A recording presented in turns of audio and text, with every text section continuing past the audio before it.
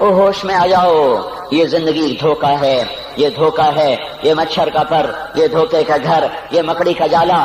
چڑھتا سورج مت دیکھو، ڈوبتے سورج کو دیکھو، دیکھتے نہیں اور صبح کی رانائیاں وہ ابھی اپنا نشہ اتار نہیں پاتی کہ ایک دم مغرب کا افق ان کو دبوچ کر ساری رونق کو چھین لیتا ہے اور اس کی رونق کو اندھیروں میں بدل دیتا ہے، دن کی چمک دمک کو سیاہیوں میں بدل کر رات آنے والی، شام آنے والی، ڈوبنے والا سورج وہ پکار پکار کے کہتا ہے یہ دھوکے کا گھر ہے، اس کے چکر میں نہ پڑنا۔ آج شیشوں کے سامنے کھڑا ہوا جوان کیا لڑکی کیا لڑکا کبھی یوں دیکھتا ہے، کبھی یوں دیکھتا ہے، کبھی یوں دیکھتا ہے، کبھی یوں دیکھتا ہے، کبھی ایک اندھا کبھی ایک اندھا، پیچھے بھی شیشہ لگایا ہوا ہے، پیچھے سے بھی دیکھتا ہے، آگے سے بھی دیکھتا ہے، اوپر شیشے کر کے دیکھتا ہے، دائیں زاویے سے دیکھتا ہے، بائیں زاویے سے دیکھتا ہے، کبھی اپنی آنکھوں کو دیکھتا ہے، کبھی اپنے ماتھے کو دیکھتا ہے، کبھی اپنے گال دیکھتا ہے، اپنے حسن پہ اتراتا ہے اور اپنی تعریف کا طلبگار بنتا ہے۔ چند صبحیں چند شامیں، بس چند صبحیں چند شامیں، پھر کیا ہوا؟ دیکھو دیکھو آج مکڑیاں آ گئیں، بڑھاپے کی مکڑیاں آ گئیں اور انہوں نے بڑھاپے کی جھریوں کا تانا بانا بن دیا ہے۔ اب اسے کہتے ہیں شیشہ دیکھو، کہتا میں نہیں دیکھتا۔ آج وہ شیشہ دیکھنے کی سکت نہیں مجھے شیشہ نہ دکھاؤ، یہ میں نہیں ہوں، یہ میں نہیں، یہ تو ہی ہے۔ نہیں میری تو بڑی جوانی تھی، بڑا حسن تھا، میں تو وقت کی زلیخا تھی، میں تو وقت کا یوسف تھا۔ تو آج دیکھ تو صحیح، تیرا ہی چہرہ ہے، یہ جھریاں کہاں سے آئیں؟ یہ بڑھاپے کی مکڑیوں نے کس وقت حملہ کیا؟ تو نے تو بڑے زور لگائے تھے کہ بڑھاپا نہ آنے پائے، چہرے کی رونق نہ جانے پائے، لاکھوں قسم کے تم نے میک اپ کے سامان خریدے اور کن کن مشقتوں سے تو نے اپنے جسم کو سنوارا بنایا، پر تو آج اپنا چہرہ کیوں نہیں دیکھتا؟ آج نظریں وہ نظریں، ہرنی جیسی آنکھ، اس کی تو ہرنی جیسی آنکھ، آج وہ آنکھ کا پپوتا ہی نہیں اٹھ رہا، آنکھ اٹھنے سے انکار کر رہی ہے، آنکھ اٹھنے سے انکار کر رہی ہے، اور اس کی تو بڑی ناز و انداز والی چال ہے، اور آج اس سے قدم نہیں اٹھائے جا رہے، آج اس کو ویل چیئر پہ بٹھایا جا رہا ہے۔ وہ مجھے نصر اللہ بٹ ملا، پہلے فلموں میں کام کرتا تھا، اب تو ماشاءاللہ 3 چیلے لگے، بڑی داڑھی۔ تو یہ اس زمانے میں، ہمارے زمانے میں فلموں میں کام کرتا تھا تو کہنے لگا میں 3 من کی بوری کو یوں اٹھا کے پھینک دیتا، 2 انگلیوں میں پکڑ کے یوں اٹھا کے پھینک دیتا تھا، آج مجھ سے خود زمین سے اوپر اٹھا نہیں جا رہا ہے۔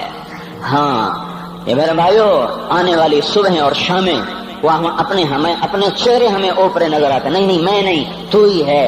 میری جوانی کہاں گئی؟ اسے دنیا کھا گئی۔ میری رونقیں کہاں گئی؟ اسے دنیا لے گئی۔ میرا حسن کہاں چلا گیا؟ وہ شام کے ساتھ ڈھل گیا۔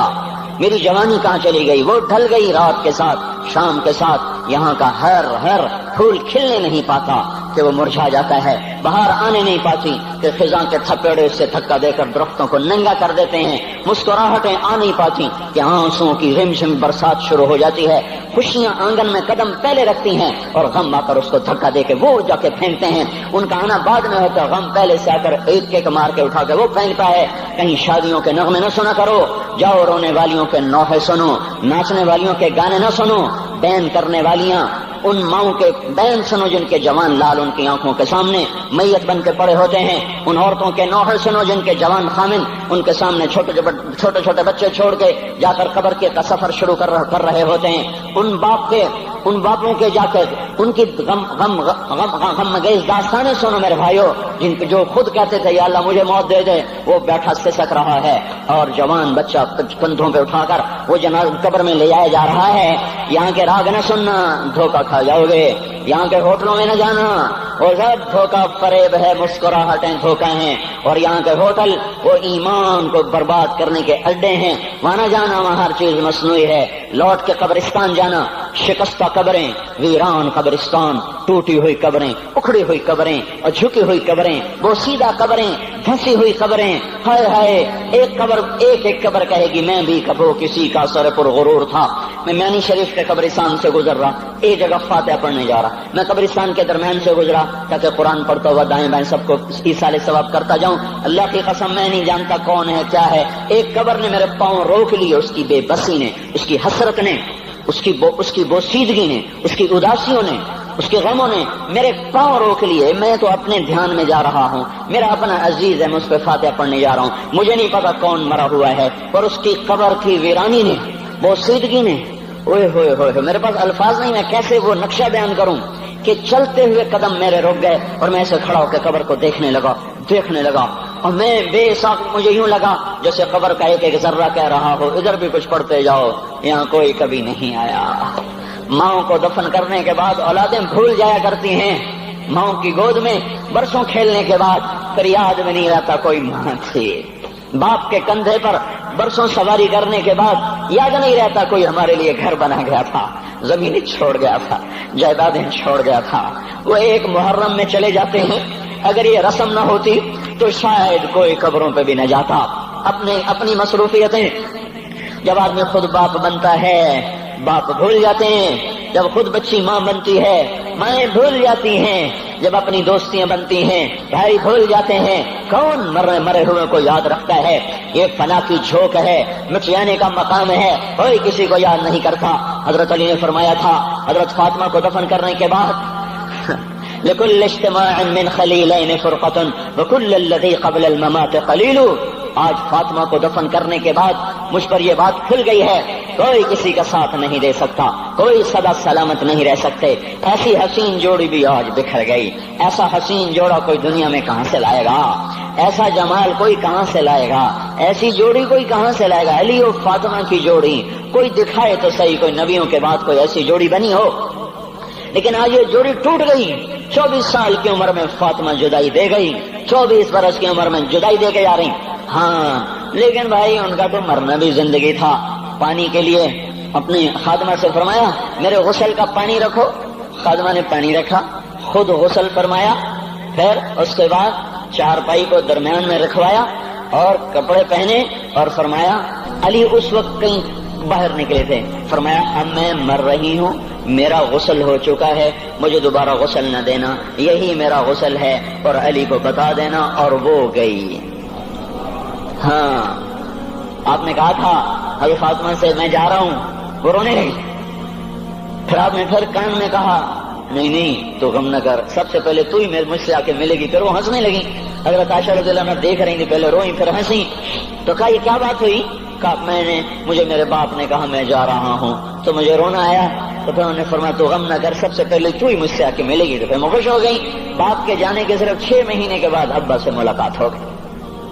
تو حضرت علی فرما رہے ہیں آج دیکھو دیکھو ان افتقادی فاطمہ بعد احمد دلیل علی اللہ یدوم خلیل۔ آؤ آؤ دیکھو دیکھو، میں نے انہی ہاتھوں سے محمد مصطفیٰ کو قبر میں اتارا تھا، آج انہی ہاتھوں سے میں نے فاطمہ کو اتار دیا۔ آج مجھ سے کہ دنیا کا دھوکہ کھل گیا ہے، مجھے پتہ چل گیا ہے کہ یہاں کوئی دوستی سلامت نہیں رہ سکتی، کوئی گھر آباد نہیں رہ سکتا۔ کل بیت وإن طالت سلامتها یوم ستدرکہ النکباء والحبب۔ او میرے بھائیو، کوئی گھر کتنا آباد رہے، سلامت رہے، ایک دن آتا ہے کہ مکڑی کے جالوں کے سوا وہاں کچھ نہیں ہوتا، ہواؤں کی سنسناہٹ کے سوا وہاں کچھ نہیں ہوتا۔ اللہ کا واسطہ دیتا ہوں فیصلہ آباد سے دھوکہ نہ کھاؤ، اس کے بازاروں سے دھوکہ نہ کھاؤ، ہوش میں آؤ، ہم غلط جا رہے ہیں۔ اور میرے بھائی اگر مر کے اللہ کے پاس جانا ہے تو اس زندگی سے واپس آؤ، واپس آؤ، میں اللہ کا اس کے رسول کا واسطہ دیتا ہوں۔